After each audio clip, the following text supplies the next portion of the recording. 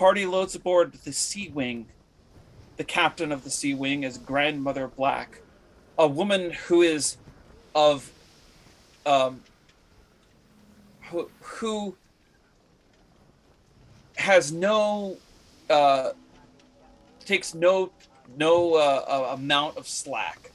She runs her ship shape, and kind of has a bearing.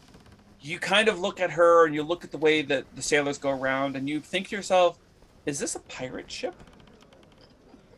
But we begin now with Vago exploring the Sea Wing and seeing if there is finding themselves in some place aboard this vessel. So as I'm aboard the Sea Wing, I approach Grandmother Black and give her the special handshake and a hug. And she sends me off to the helm where I'm steering the ship back in a place that I haven't been in so long. I feel the wooden wheel beneath my hands and the waves in front of me as the ship is going down and crashing in and then back up the next rise. And I'm exhilarated to be back on the water again. And I'm wondering, how are we finding our way? Because she told me to steer north. But is north really the right direction? I call to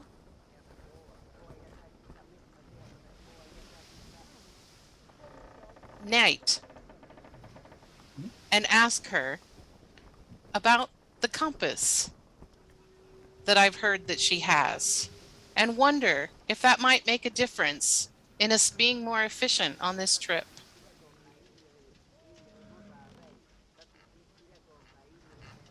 So I have this compass, but it's spinning, and I want to give it to you to see if you can figure out how it can work, because when I hold it, it just spins, and that doesn't seem right. I take the compass and I set it on top of the compass that's in the deck in front of me and watch the needle as it wavers back and forth. This doesn't seem to be making a difference. Maybe we should ask Grandmother Black. Anybody want to be Grandmother Black?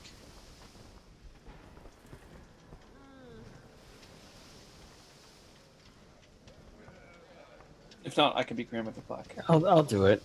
Sure. Grandmother Black, I'm here at the helm where you sent me, but we have this compass and I think it could make a huge difference in the route and direction of which we're going. But I'm not sure how to make it work. Are you able to help?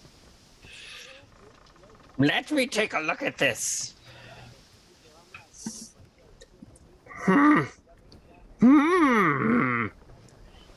This does not appear to be any compass that I've ever seen before. But it doesn't mean I haven't heard of such a gadget. This is the type of compass that can lead us to our peril or our success. Or perhaps off the end of the map itself.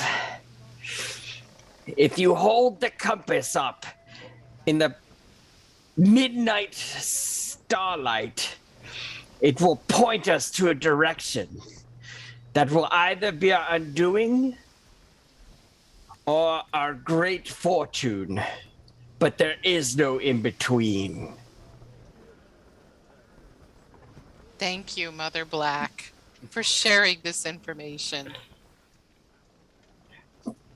You're welcome.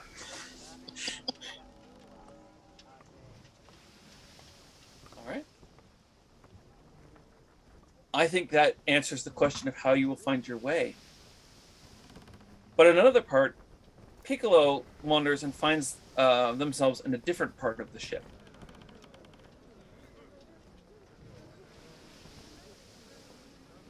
In the galley, had followed my nose to a delightful aroma. It doesn't smell mushroom based. It's as a meat of some kind. But I didn't see any meat brought on board.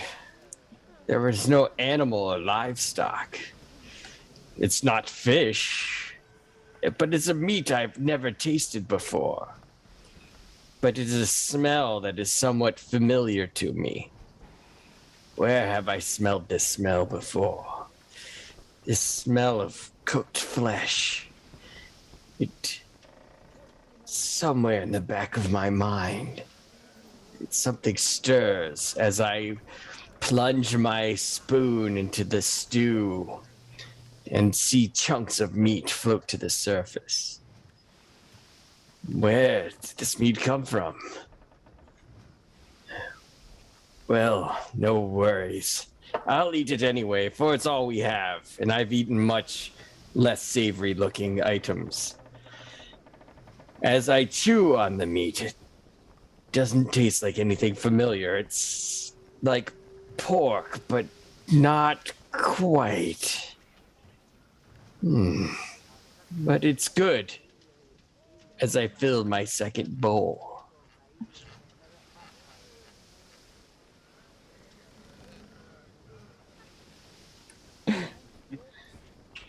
Ball pork?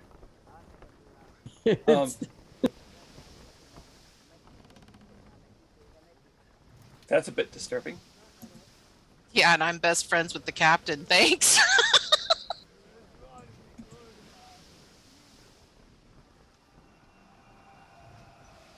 So,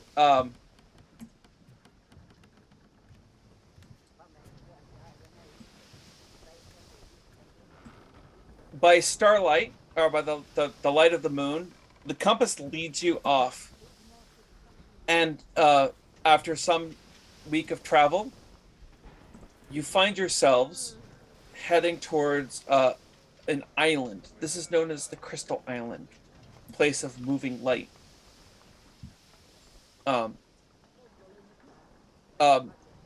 There is little to be had there, but the ship drops anchor close enough, and people can go ashore to find to see about finding their way on board. At night, you head aboard this Crystal Island while their supplies are being gathered. And where do you find yourself in the Crystal Island of the moving light? The Cave of Dark Colors.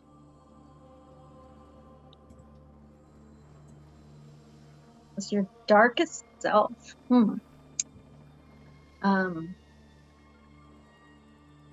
So I'm in this cave, and it's dark, but somehow there are lights reflecting. But I catch a glimpse in a crystal. And I go to smile, but instead of a smile, I look ferocious. I see a reflection. So the reflection isn't the smile. It's like my worst self being reflected back. And it scares me. And I'm like, that doesn't sound right, or that doesn't seem right. And I go to another one, and I look, and I see something even darker and more frightening, and I run out. As you run out of the cave, you run right into Vago. Night seems disturbed by something. Vago, what's going on?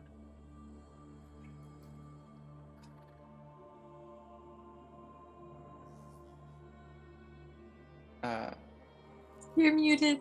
Chase, you're muted. But Tanya, you're also up. Got it. All right. So,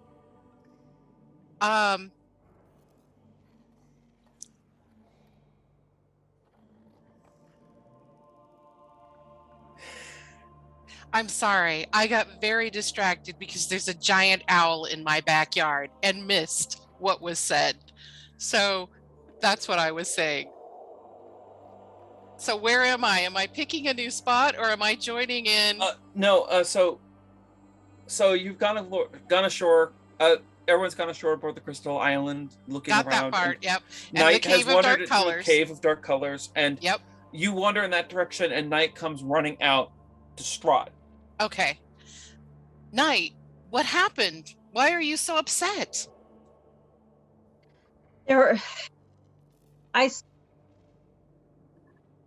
There's light in the crystals, but when I looked and I saw my own reflection, it wasn't me, but it was me, and I was smiling but I looked awful and angry and ferocious and just like I don't know. It was, and then I looked in another reflection and it was even worse.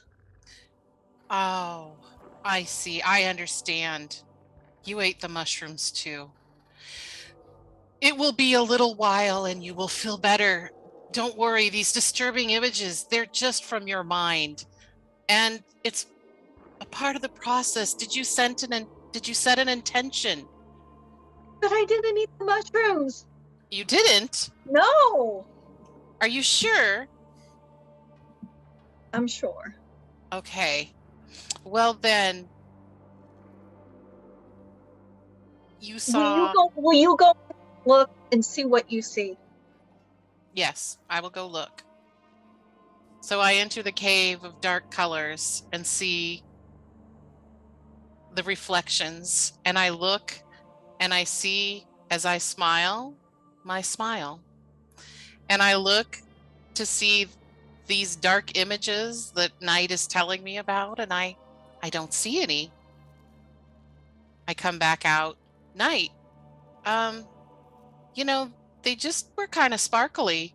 Are you sure you're feeling okay? Yes. Maybe we should have you checked out. Okay. Who would do that? And you really didn't see anything? No, they look normal to me. Do you have extrasensory powers? I don't think so.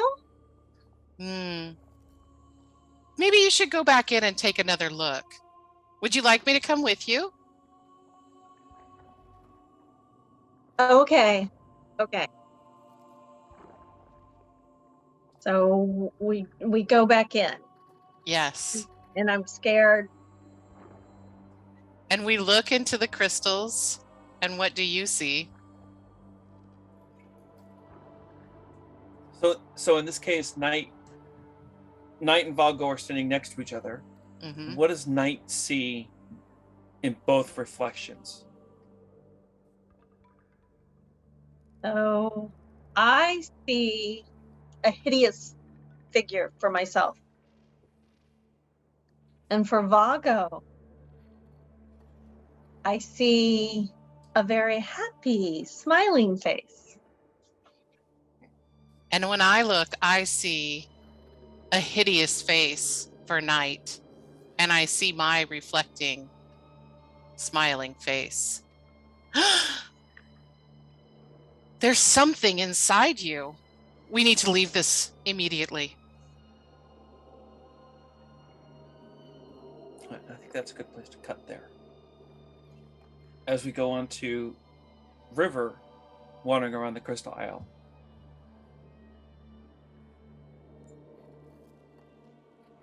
River goes to Singing Mountain.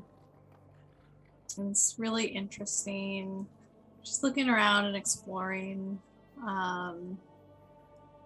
There's a humming coming out of the earth itself, where like when she puts her hand down on it, there's sort of like a vibration that she can feel. And there's a slight hum in the air, but really like feeling like the vibrations and the humming, and just feeling really like there must be magic somewhere in here.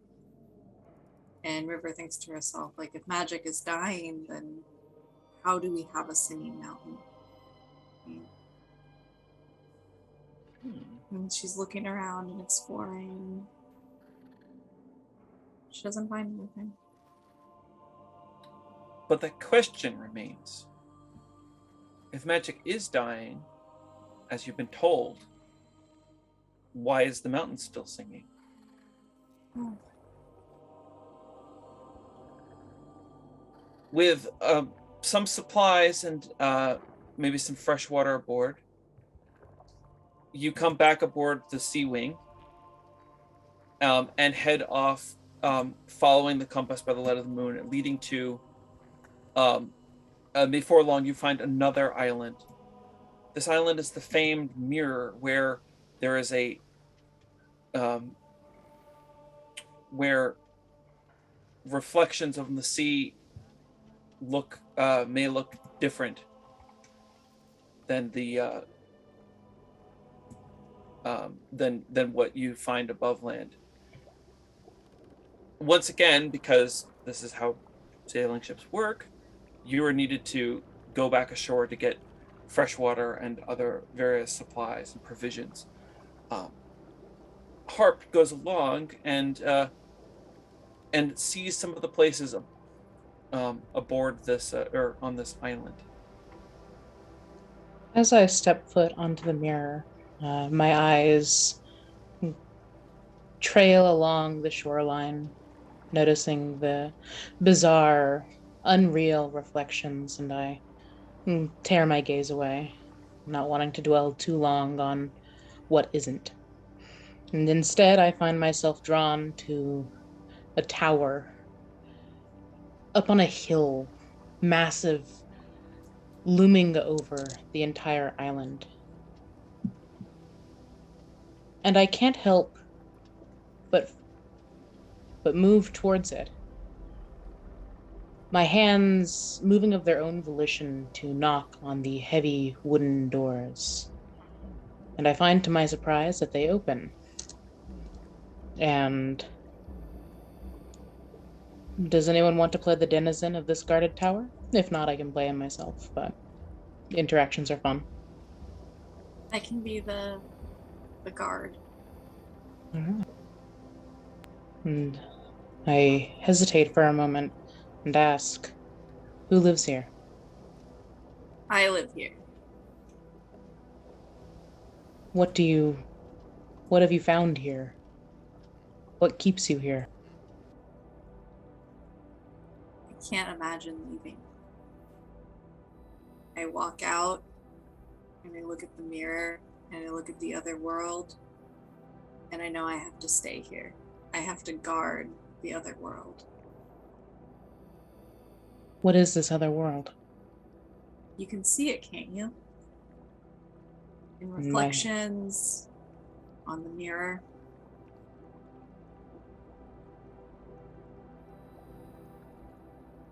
Oh, I see.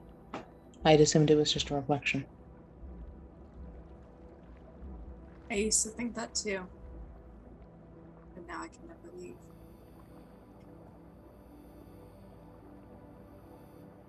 I nod, and then quietly. And I could never stay.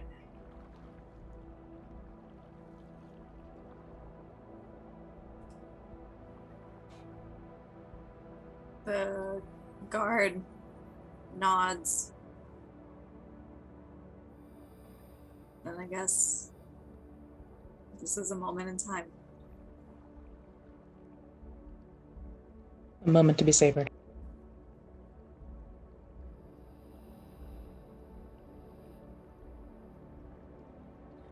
So, I like that. We move on to Vago. Where on the mirror do you head?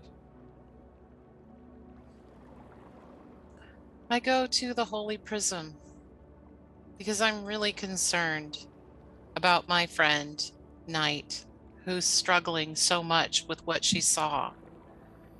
And I'm in this place that feels so soothing to the soul. It's definitely got the power of the deities that helps you to feel grounded and calm as I contemplate what I saw in the crystals. And as I'm visualizing it, it starts to appear in front of my eyes. The leering, horrible face next to my own smiling one. And I ponder, what could have drawn my friend into the embrace of something so demonic?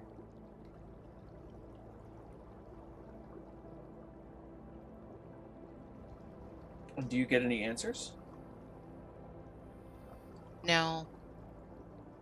The face is there before me, but I don't know why.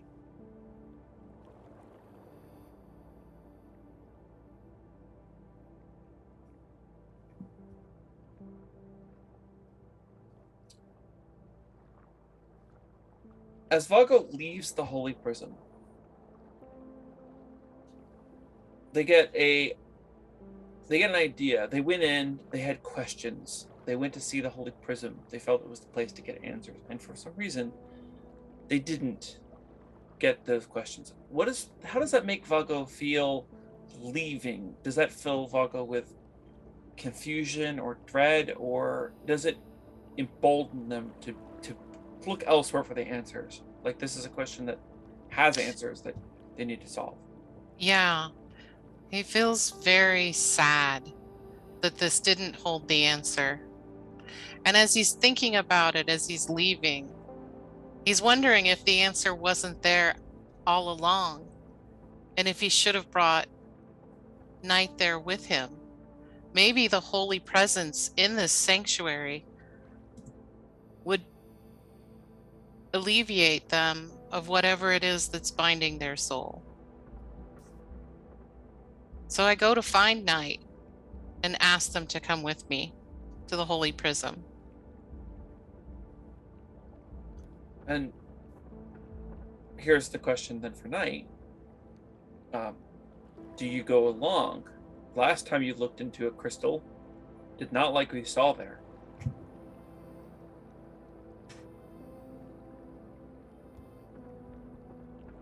I do trust Vago. So, and I want to know why I saw that hideous reflection. So I will go. So we return to the Holy Prism and feel this sense of supreme love and guidance and hope. And we sit there and close our eyes and meditate. Now, for this, I'd ask the question, do we want to actually resolve the scene, or for dramatic purposes, leave it hanging? I'd say that's up to Night. Yeah, I think it really is. I think Please. leave it hanging. You I'm guys good head with to the Holy Prison, and we don't know how it resolves from this. Which is a great narrative trick because it adds to tension and also means that you will be able to come up with an answer in the next little bit, and you'll be able to maybe bring it forward.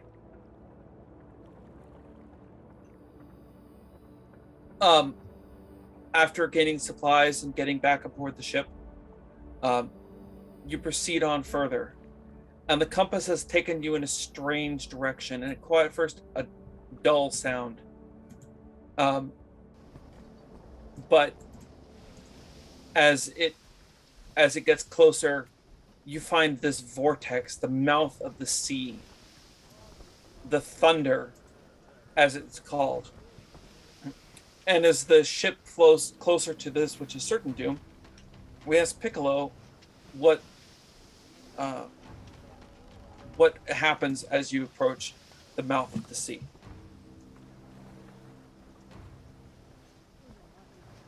As I'm looking over the railing, contemplating again of my life and what's gone wrong and who I've hurt and killed and what I might have eaten just the other night. I see floating in the water what looks like a dead body, but it's stirring ever so slightly. Is that a trick of the waves? Or is it alive? But how could something live this far out to sea and on the edge of this great abyss? I yelled, "Man overboard! Man overboard!" And I begin looking for a rope. Luckily to my right, because it's a ship, there's many, many ropes coiled next to me. As I tie off, I continue yelling, "Help! Help!" and look around to see if anyone is answering my call. Vago comes running. Vago, I knew I could count on you. That person might be alive or dead, but we must find out. They might be undead. Are we sure we want them aboard? Couldn't live with myself. Not more blood on my hands. Not this time. All right. Throw over the lifesaver. I hand you a ring. I fear my aim will not be true. And I put the lifesaver over my kind of like bandolier style. And I jump off the railing of the ship. And I shake my head in dismay. Never add to the people overboard, but hang tightly onto the line that's attached to your lifesaver. I hit the water. It jars me for a moment. It's colder than I thought it would be, and the current is strong. But I swim with all my might, pumping my arms through the frothy sea. I make it to the body, and I roll it over to see that it is in fact barely clinging to life, sputtering water from its mouth. But it doesn't look quite human. But a life is a life. Bring me in! It's alive! I haul the line hand over hand, all my strength, turning to the other crew that should have showed up. I think it's reasonable that like there's a lot of crew here who's also helping you. Possibly even the other characters are all joined around. I didn't want to interrupt, but yeah, we usually just do call men overboard. Like everybody on deck is like on the side looking and watching. Yes. So yes, we're all hauling you overboard. We bring you up to the side of the ship and struggle. And somebody throws another line down for you to give to the creature thing. And then we haul you both up, dangling and banging into the side of the ship as we're creaking and swaying. And eventually you're hauled over, dripping wet with salty, cold water coming out of all of your orifices. Oh.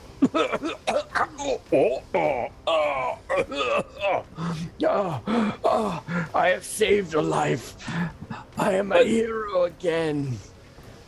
But what is this life that you have saved? It's clearly not human. It is of a bluish hue, but not the bluish hue of something that is dead, but rather something that lives in the cold. It has webbed hands and feet and is wearing tattered clothing. Its eyes appear to be more vertical than horizontal, yes. And it blinks in a strange fashion. Its rows of sharp teeth are disconcerting, to be sure, but it is a humanoid. One of the crew says, "Oh, it's bad luck to bring such a thing aboard. We should send it back." And I think I'm going to take a little bit from the scene here and ask sort of each person of the party who's around kind of what their thought are and if they say anything. And we're just going to take this in order and say, Harp, You see this thing. What do you think and what do you say? The whole time Vago and Piccolo had been rescuing it, I had been standing frozen in terror. And as soon as it's hauled overboard and a crew member shouts that we should hurl it back, I would step forward and say, "Are you mad? Are you insane? We just risked our lives to save it. No, it won't be for nothing." River, what do you think and say? It's odd that we're on a mission to save magic, and it feels like there's magic all around. I don't know what this thing is. I don't know if it was once human, but I don't think it would be good luck to sentence it to death. Knight, what do you think and say? I'm looking at it and it's reminding me of the reflection I saw in the dark cave.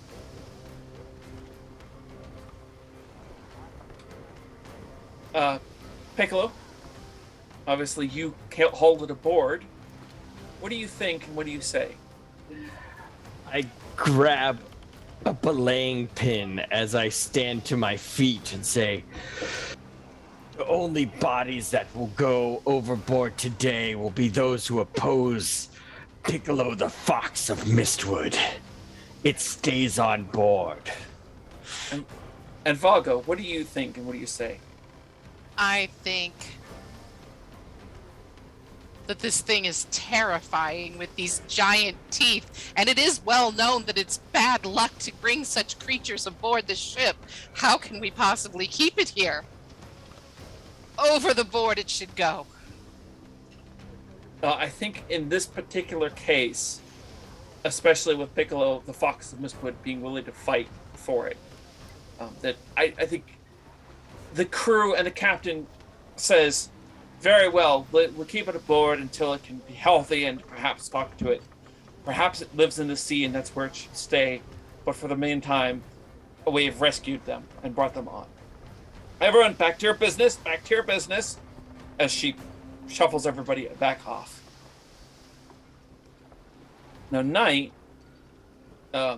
picks another prompt. Maybe a little bit later as you're getting closer to the mouth of the sea.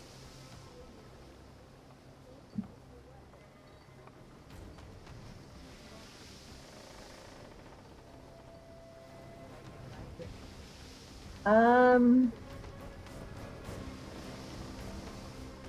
think Village of Light. No, sorry. I'm at the mouth of the sea. Yeah. Ocean's Breath. All right. So I'm standing on the ship and I'm noticing the mist from the waves and all, and it's like I can kind of taste the salt, but I can't smell anything because I've lost my sense of smell. And as I'm standing there and kind of taking it all in, and I feel like I'm hearing something. I'm hearing the waves, but I'm like hearing voices. And it's, I think, calling Vago's name. But I'm not sure. Vago.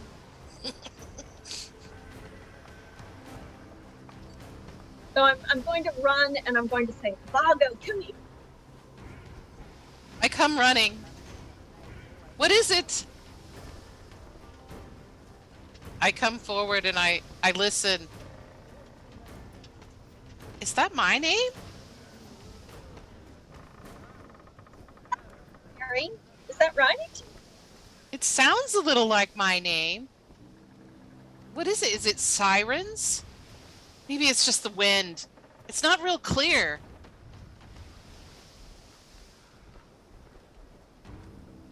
Should we call the others? I think that's a good idea.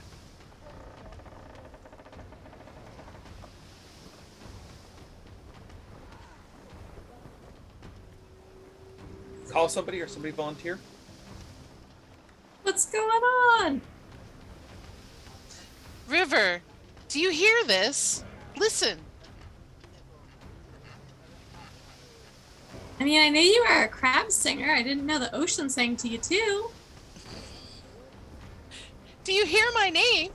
Yeah, I do. Harp. Do you hear it? Moment of hesitation. Yes. Anybody know what this is? Maybe you should go down there. Maybe I should. We have life vests. And we just saw that Piccolo can get you right back out if there's any issue. All right.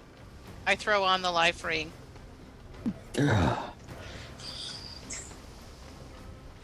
Dive into the water. I brace the rope against myself. One good turn deserves another. Now I'm gonna keep narrative control here in Chase's hands. So what does Vago find in the water?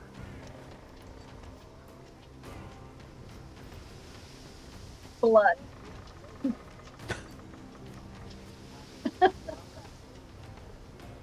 I scream, shrieking loudly that I'm bleeding. There's blood all over the water. I don't know if it's actually mine, but my character thinks it is. And I turn around and swim rapidly back to the ship and start banging on the side of the hull. Haul me up! Haul me up! Oh. I'm hauling. Look down. Look down. And now I'm coughing and gagging and wheezing as I'm brought on board, covered in blood. But Chase, you'll have to decide if that's mine or blood that I just swam through. What happened? What why are you covered in blood? Are you hurt? I don't know. There was just blood everywhere. But yeah, that's a question for Chase and not Knight. Is it Sorry. ghost blood, or is it was it just blood in the water somehow? I think it's not Vagos. It's blood from that creature or something the creature ate or chewed on or something else. So I wipe my body and, well, okay, I don't seem to be injured. I think I'm okay. But I don't know where all the blood is from. What about the voice? Did you see where that was coming from? I didn't see anything other than the blood, and then I decided it was best to come back on board.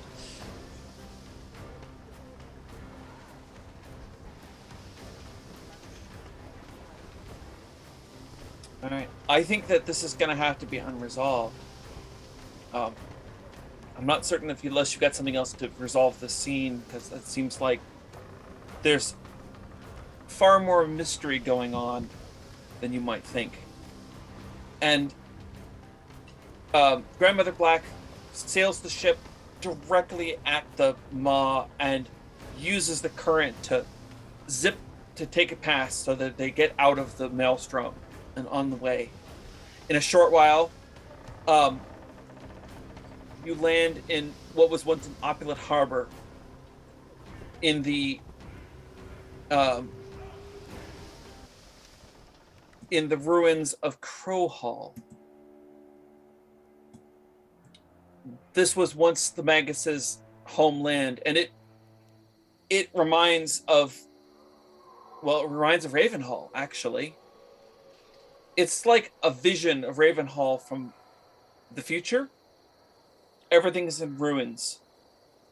And you spend a very disquieting night in Crow Hall before being pressed on. The Magus seems older somehow than they have in the past, and this journey is definitely taken a toll.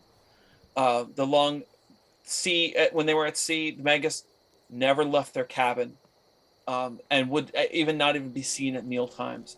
And now almost needs to be carried sometimes. It leans heavily on the staff. But you are pressed on to go further. As you head closer over the next ridge, you approach an area which has come to be known as the Glow. And the Magus has mentioned that this is where magic was born.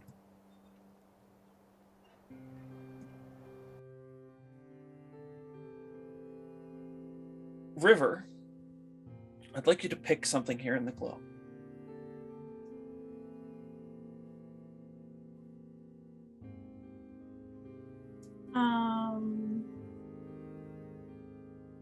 So I'm looking at the glow, and now I'm touching. I'm trying to touch the glow. I'm trying to see if it hums the way that the mountain hummed, or if it has any sort of sensation to it. But it just sort of like whiffs through my fingers, like maybe like air that's humid, but nothing really of note. And thinking about why I came here and why I serve the Magus, and feeling like I've lost touch. Like I came out here because it's because of the magic that when I keep pigs, you know, they don't smell nearly as bad, right? They give us a lot of magic so that I can do what I need to do, and really that my whole village can continue to prosper. And so it felt like the right thing to go out and save magic. But it's odd being all the way out here with him, not having had much contact with him throughout the journey, not having heard much insight, right? I'm told magic is dying. I'm told this is why we're here, and feeling a lot of doubt around why I serve the Magus. This is a place of change. And in this process, you will lose a thing that you have. And I know that you are wounded. That is definitely a thing you could lose. But your River, the wounded swineherd of Barleytown, one of those things you will lose at this point, because this is a place of change. I think I lose a Barleytown. Maybe you no longer consider yourself to be part of that. Yeah, I've gone and I've seen too much. I don't feel like I'm of Barleytown anymore. I feel very much of the world. All right. Harp, where are you taking here in the final in the Glow? I think as the voices around me seem to fade into background babble, I stare at the Glow, this birthplace of magic, this womb of the world, and I just stare. And my expression is almost blank, not quite able to comprehend everything that's happened to bring us here. This idea, this journey, has it been worth it? Has it changed anything? And I realize, after considering this, that if nothing else, it's changed myself. And as I look to my friends around me, I suspect it's changed them too. And in what way has it changed you? So your Harp, fugitive of Stormguard. I was Harp, fugitive of Stormguard. I think that I am still a fugitive, and I am still of Stormguard. But I don't think I'm Harp, not anymore. I don't know what I am. You don't know what you are now. Maybe I'll be something again someday. Right now, I think I'm a part of a collective. Just a part. Now, I'm going to do something here. The last couple times I ran this, I took it home with the finale scene. And what it means. But this time, I want to ask everybody very briefly what this final scene might look like. And I think we're going to take this in a little bit like reverse order here, or from what we've been doing it. We'll start with Lee. What do you think happens in this final scene? Just like give us a sentence, like a prompt, like might be here. The Magus stands before this chasm in the world. Okay. And then we're going to jump like everybody's taking a sentence kind of story. So we're going to go then to Corinne. Talk about what the Magus does. Standing above this chasm in the world. He weeps. Okay.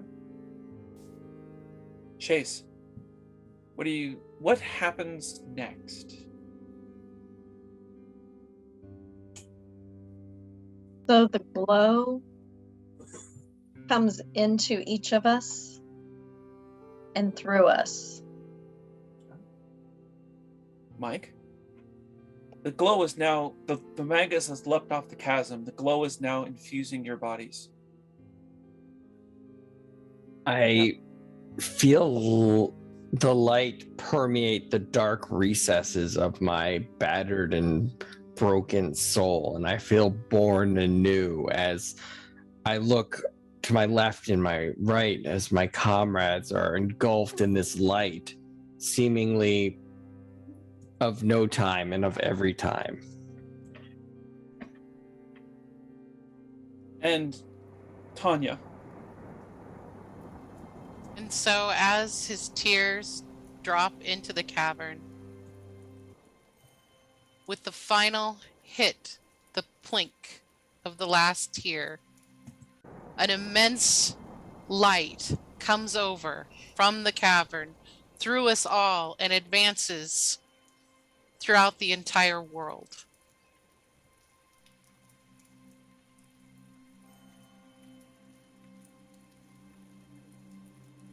All right.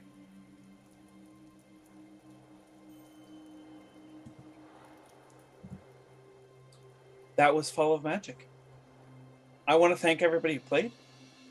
Tanya, Mike, Chase, Corinne, and Lee. And I think we're about at time, but we need to do the final part of talking.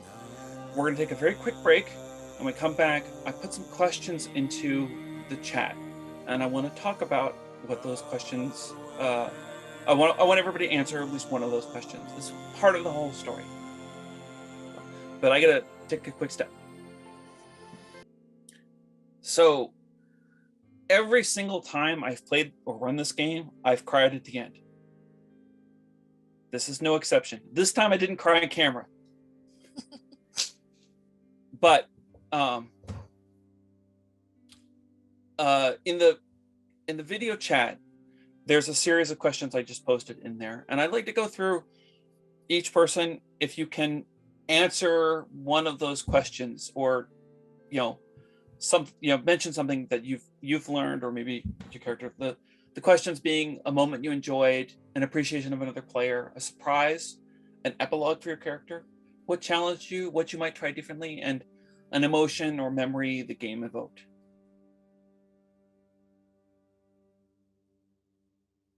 Do we type it in the chat, or are we talking? We talk about this.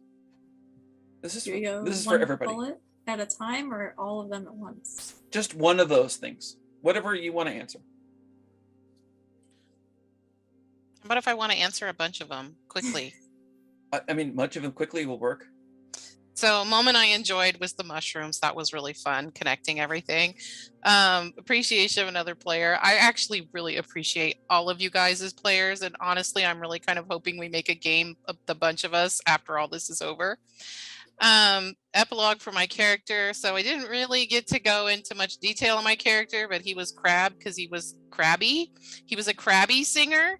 And the point was that he was actually a eunuch because he'd lost his nuts so that he could have this great voice. And so the epilogue was that he grew back his happiness and was no longer crabby. If he'd had to lose something, it was going to be the crab. What challenged me is a lot of this felt really disjointed. I had a hard time trying to connect the prompts, which I talked to Mike about while you guys were all wandering off. What I might try differently is maybe try and think a little bit more out of the box for the prompts. And emotion, I felt really a lot of joy interacting with you guys as usual. These games have been really fun, mostly because of you guys. Okay. Somebody else want to take a crack at least one of those points? Way to set the bar high, Tanya. I can do one or two. A moment I enjoyed, and also this ties into appreciation for another player, was the interaction between my character and the guard of the tower. It was very brief, but it felt very poetic. It was beautiful and fleeting, just as described in the scene. I think that touched me. And an emotion or memory this game evoked is almost not nostalgia, but that same misty, distant feeling of, it felt big, it felt huge, and beautiful. I like this game a lot. All right. Somebody else? I don't know if I'd say challenged, but I really liked the what did we lose kind of thing, or the wounded, but even like the sense of smell and how it tied in later. Something I appreciated was the ending, honestly, with each person bringing a piece to it, and we built off of each other, and it was like, that was pretty good. And I don't know if that was because we've done enough of these together that we're comfortable, or if that would have happened with a entirely new group. But of course, I love all of you. I think this group is amazing too. So, and I just feel so appreciative of how warm and welcoming and supportive you've been for me as such a new player, and it's really helping me because you're great role models. I will say that sort of ending where everybody sort of puts in a sentence and describes the final scene, that's not like specifically part of this game, but that was like, it felt like a thing, because it should be sort of, it says in the book, when you get to this part, to sort of have everybody kind of decide how this final scene is going to go. And so I felt like that would be a way to do it. That's not how I did it for previous sessions. Previous sessions, I told the story about how the Mancus just sort of stumbles into the light.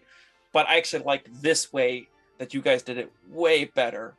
And I think, to answer your question at that point, because you guys had been going through this for the last couple of hours, and you were kind of used to this, and even gotten to the part of playing off of each other, that it was a lot easier for you. If I'd asked you to do that at the beginning, I don't think it would have been as smooth. Even if you are really great role players and really good at things, you guys hadn't to use an analogy I used earlier, smoothed out like jelly across bread in the same way. It would have been just kind of disjointed on that. But Mike, you had a comment. I think you're next, or Oh yeah. I was surprised often, like by every turn. Like I was so invested in the story, so like it was just it was so great to have everything layer upon itself in a very like genuine kind of way, or fun way, but not like fun but not silly kind of way. So that was really great. Like, haven't done a lot of improv and stuff like that. I'm so used to the zinger, like, kind of like, but this was just like, it was like, I felt like, I know what you were talking about, Mike. Like, I felt like emotional at the end, and I did not see that. So maybe that was my surprise. I did not see that coming at all. I was just like I felt a little chin quiver, and like I was like, man, I'm getting really emotional. I don't know why, but this is really cool. So yeah, I really liked it. I think Corinne hasn't answered yet, or am I right? My brain just deleted that. No, you're great. Yay. So a moment that I enjoyed, I also like, man, I was so nervous to like be an NPC for someone else, because I didn't want to like derail what anyone else's narrative was going to be. So Lee, like, when I said, I was so glad that my guard was like, yeah, because I felt it too, where I was like, wow, this is like happening, where we are metaphorical. So that was really cool. Also, like the scary fish monster. Also, like, Tanya, you ate all of my mushrooms. Just gone. And then Chase, like, I know, like, you've said, like, you're doing roleplay, but, like, the piece of, like, just seeing the horrible, like, reflection and stuff, it's just like, oh, like, and yeah. So, just so you guys know, I did kind of speed us there at the little end so that we could get to the end because of time reasons. As you notice, like, I passed through, like, a whole zone.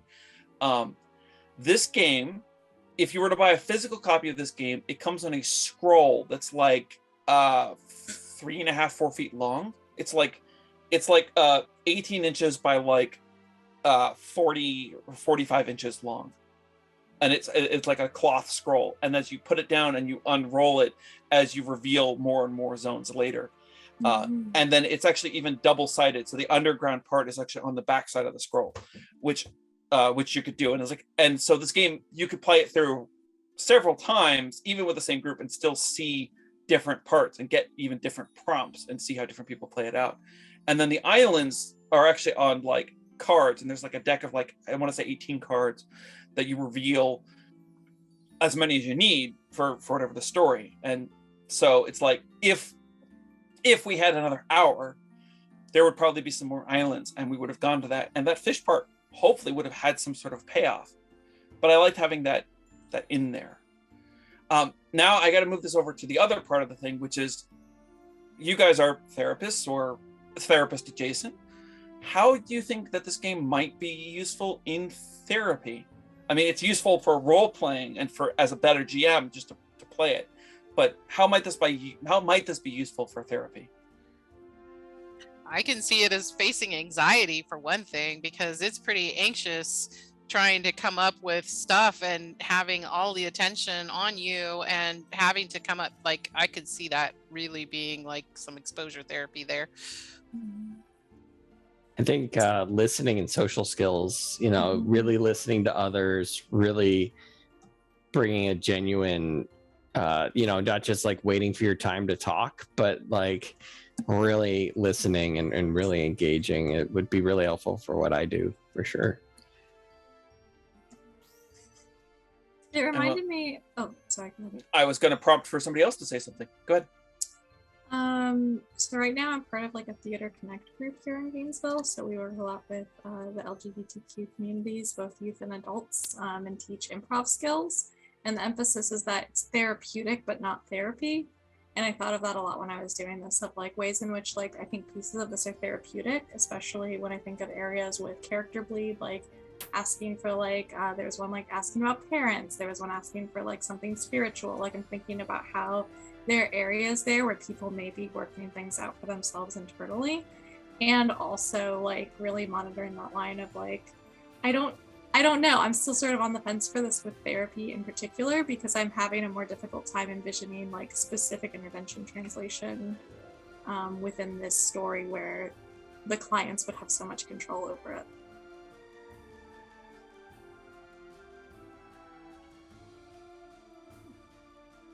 I think I see the pieces with the reflection, because with the different islands and the crystals, and it just kind of lends itself to that.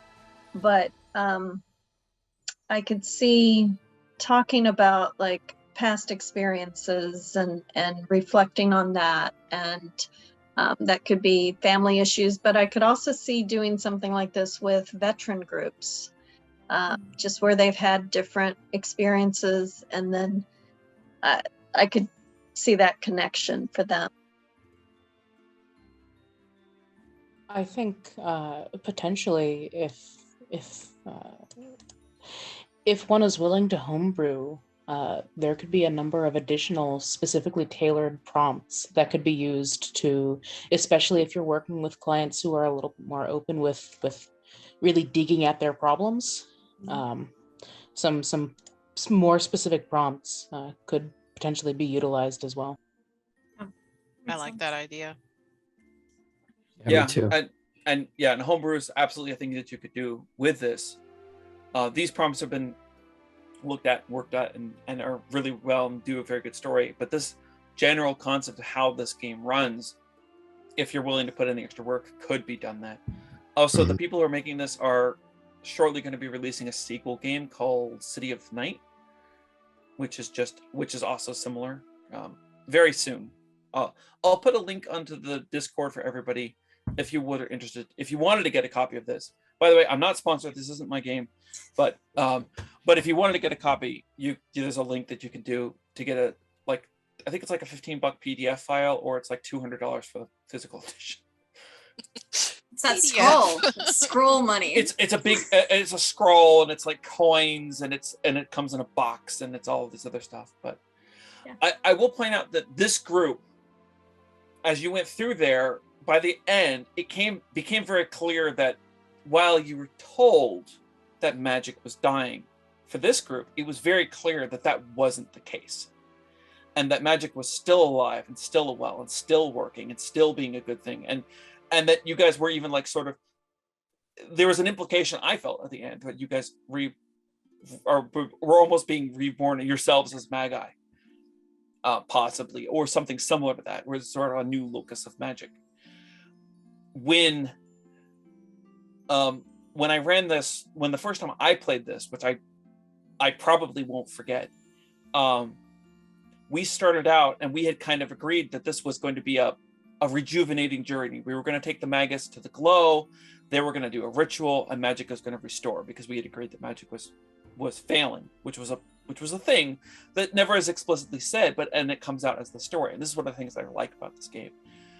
And by the time we got to about, we actually took the deep route where we were underground, but basically by the time we got to Umbra, we had pretty much figured out that no, that we were not restoring magic. This was the final trip. We were taking the Magus there to go and die, and that was going to be it for magic. And most of the the players had all figured that out, and most of the characters had as well. My character being one of the few that still thought we were going to restore magic, and ended up dying in the final scene. Before the final scene there, I had picked the last time you saw real magic was basically, that was it. That was the last time I saw magic, because my character ended up dying, because I felt it was appropriate for that scene there. The thing got changed, not alive anymore, which is also a thing that you could choose. And I appreciate also that you guys were able to pick other things besides the prompts of that. Like you were thinking about picking crab instead of just crab singer, or you picked the sense of smell rather than one of your ideals. And my character, in that case, I'd also pick dying. Also might lead into the reason why I always cry at this game. Because I get to that part and I'm just like, oh my god, I just can't take it. But that's it. If anybody has any questions, if you want to talk about anything more, stick around. Lee had mentioned there, and you found it out. The song is called Bittersweet by Kevin MacLeod. That's the audio. It's this one. Yep. Which is very, I mean, the term sounds great. It is built into, it's one of the songs that is built into Roll20.